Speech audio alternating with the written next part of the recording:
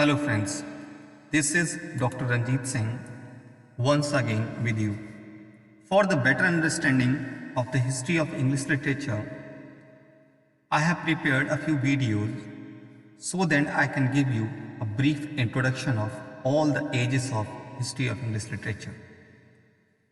As you know that historians have divided English literature into periods for convenience. The numbers, dates, or the names of the periods sometimes vary. I have prepared a list of these periods. Here you can see, like Old English or Anglo-Saxon period is from 450 to 1066. I have already made a video on this Anglo-Saxon period. The time period before 450 AD is called Dark Age. After 1066 up to 1500. This span of 450 years almost is called Middle English period. Then Renaissance in England starts around 1500 and continues up to 1660 up to the year of Restoration. Then comes the Neoclassical period in 1660 and lasts up to 1798, the year of the beginning of Romanticism.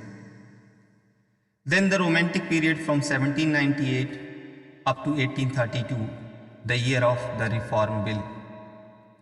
Then Victorian period. Some critics say that Victorian period begins from 1832, from the beginning of the Reform Bill, and some critics say that Victorian age begins with the accession of Queen Victoria on throne in 1837. Queen Victoria died in 1901, so after her death, King Edward became the King of England. So comes the Edwardian period from 1901 up to 1914. Then comes the Georgian period when King George becomes the king from 1910 to 1936. Then begins the modern period, the modern age, with the beginning of the First World War. And the modern age lasts a few years after the Second World War. So this is a chronology of all the periods and ages in which the history of English literature has been divided. Now I would like to introduce all these ages briefly. Old English or Anglo-Saxon period that lasts from 450 to 1066. The term Anglo-Saxon comes from two Germanic tribes, the Angles and the Saxons. This period of literature dates back to their invasion, along with the Jutes, of Celtic England around 450 AD. The era ends in 1066 when Norman France under William conquered England. Much of the first half of this period, prior to the 7th century at least, had oral literature. A lot of the prose during this time was a translation of something else or otherwise legal, medical or religious in nature. However, some works such as Beowulf and those by period poets like Cadman and Cinewulf, they are very important. Then comes the Middle English period from 1066 up to 1500. This Middle English period sees a huge transition in the language, culture and lifestyle of England and results in what we can recognize today as a form of modern recognizable English. This era extends to around 1500.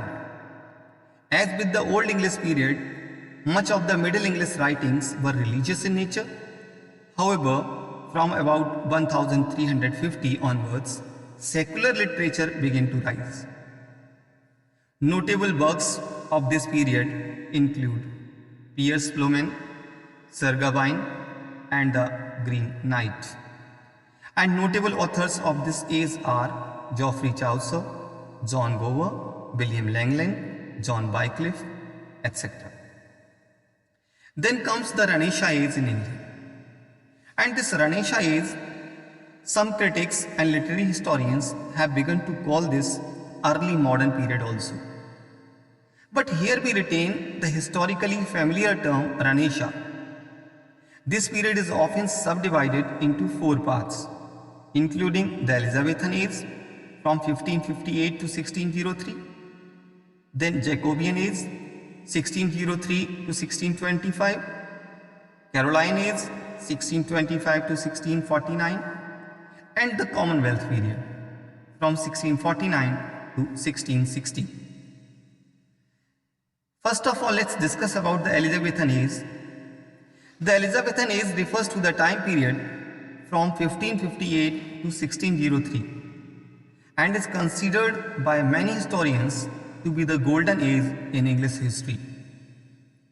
During this era, England experienced peace and prosperity while the arts flourished. The time period is named after Queen Elizabeth I, who ruled England during this time.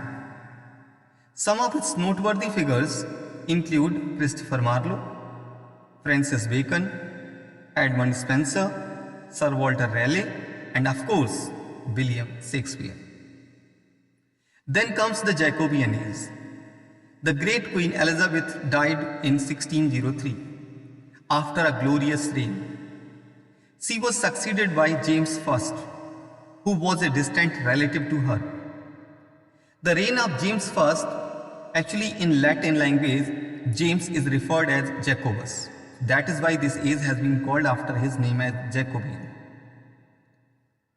So the reign of James I following the Elizabethan age is popularly known as the Jacobean age.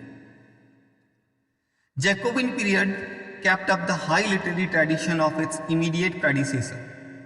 It was also the period of Shakespeare, later and last plays, as also the plays of a good many of his big contemporaries and prominent successors like Ben Jonson, George Chapman, Beaumont and Fletcher, Middleton, Heywood, Webster, Messenger and Shirley.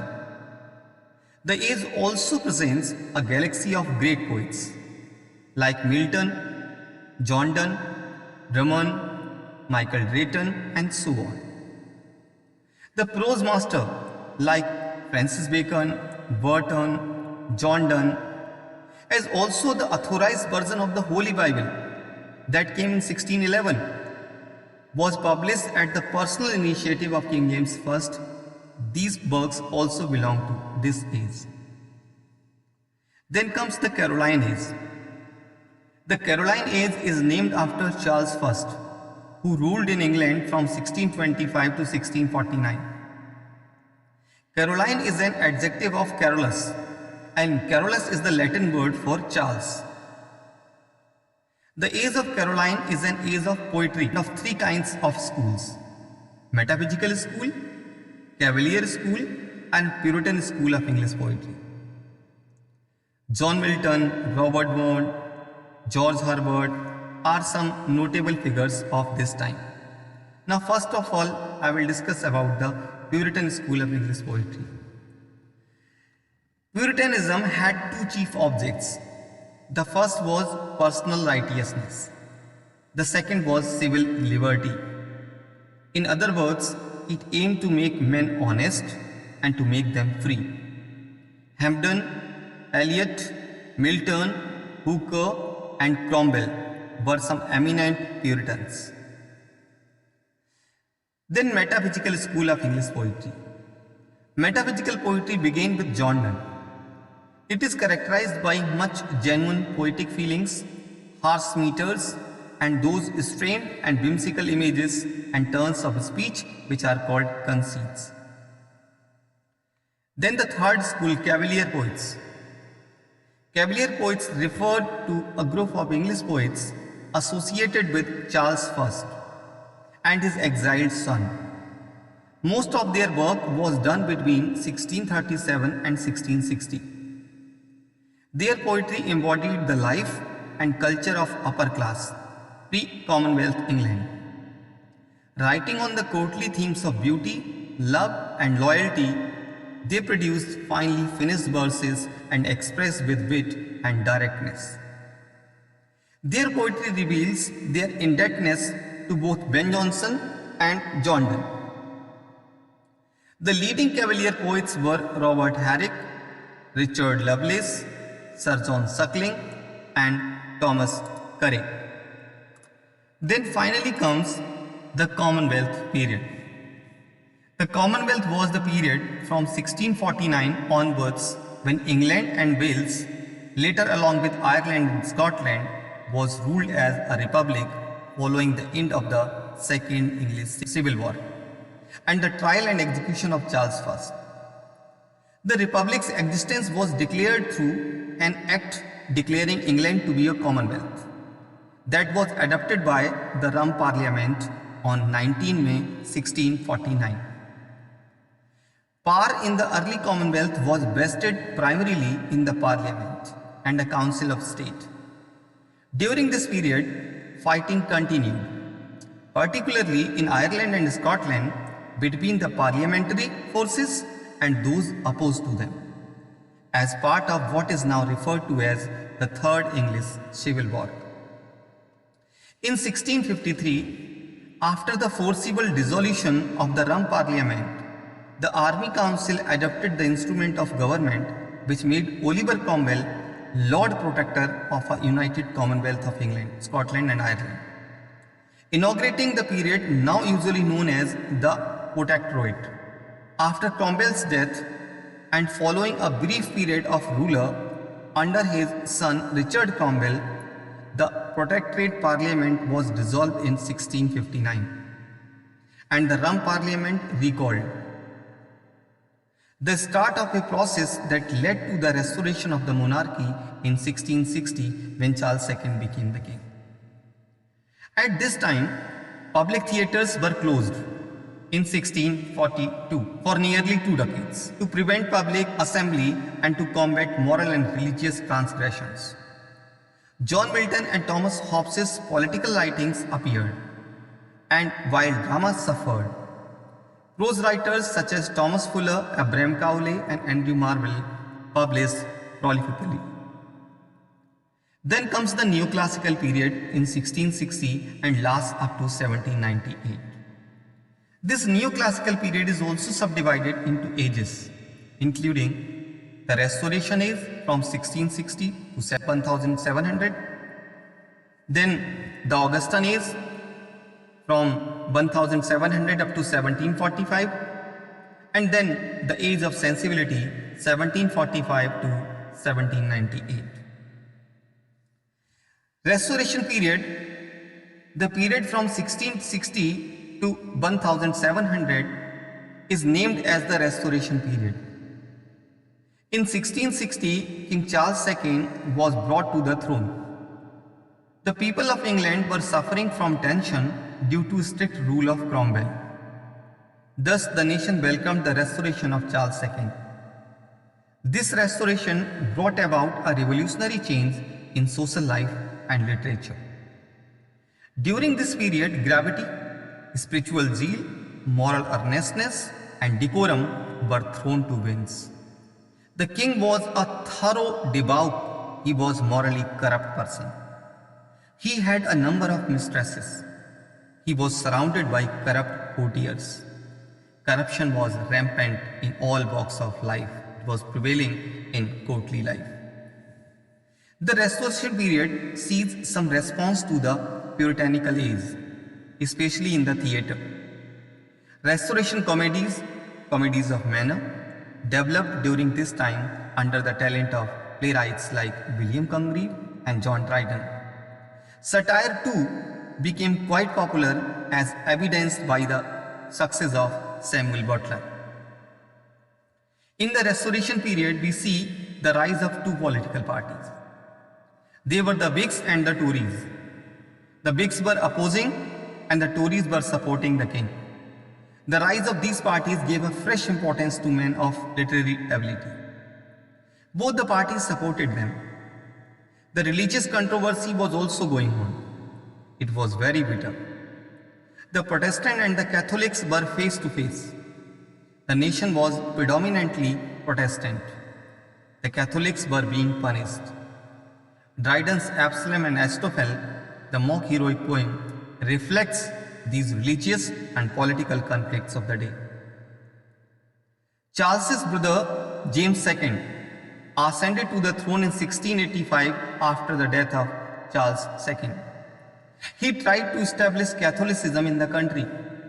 He became unpopular very soon. The entire nation rose against him. He lost his seat due to the bloodless revolution of 1688. The Restoration, the controversies, and the revolution of 1688 deeply influenced the literature of the age. Then comes the rise of the Neoclassicism. During the Restoration period, a new literary movement started. It is also known as Neoclassical movement. This reflected the mood of the century. Reason occupied an important place. The writers of this period agreed upon the rules and principles. Rules and literary conventions became more important than the seriousness of subject matter. The writers expressed superficial manners and customs of the aristocratic and urban society. They did not pry into mysteries of human mind and heart. The new epoch is the antithesis of the previous Elizabethan age. It is called classical. Dryden was the representative poet of this age. His Absalom and Astrophel and Macflecknoe, these are two mock epic poems. They are very popular satires. Samuel Butler and John Oldham are also famous for their satires. John Dryden, John Bunyan, Hobbes, Locke, Temple, etc. were eminent prose writers of this age.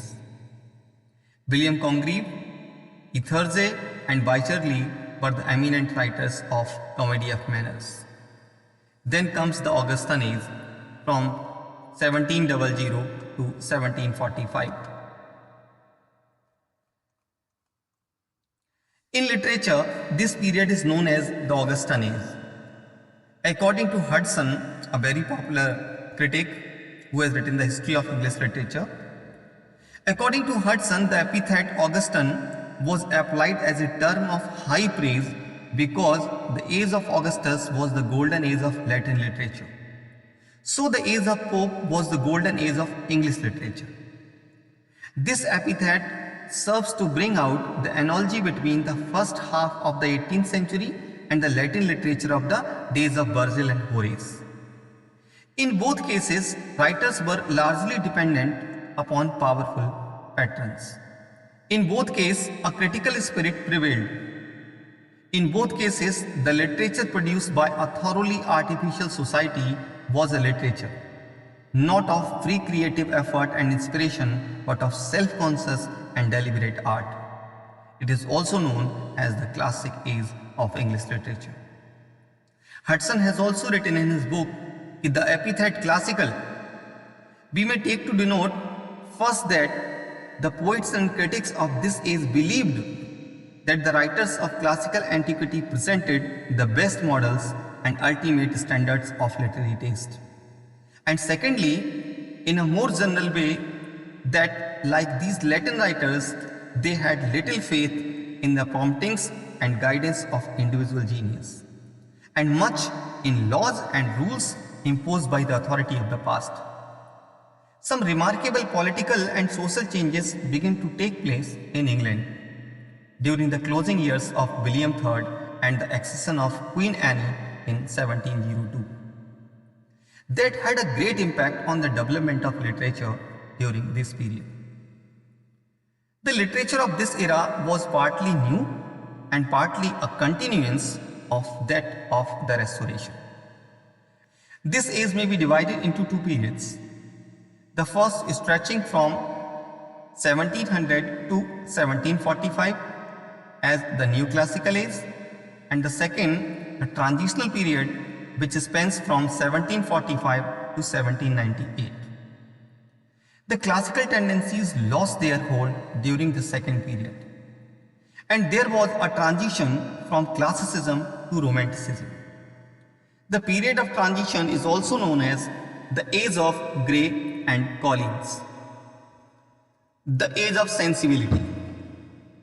The second half of the 18th century, from 1745 to 1798, is known as a transitional period or the age of sensibility. It was an era of change from pseudo-classicism to romanticism.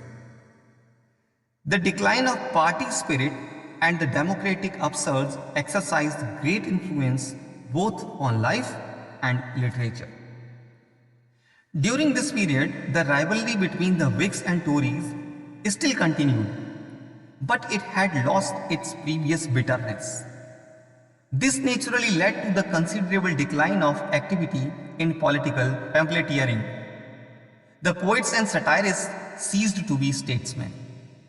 The institution of literary patronage gradually crumbled during this period. Men of letters scholars learned to depend entirely on their public interests. During the second half of the 18th century, new ideas were germinating and new forces were gathering strength. The French Revolution of 1789 was only the climax of a long and deeply diffused unrest.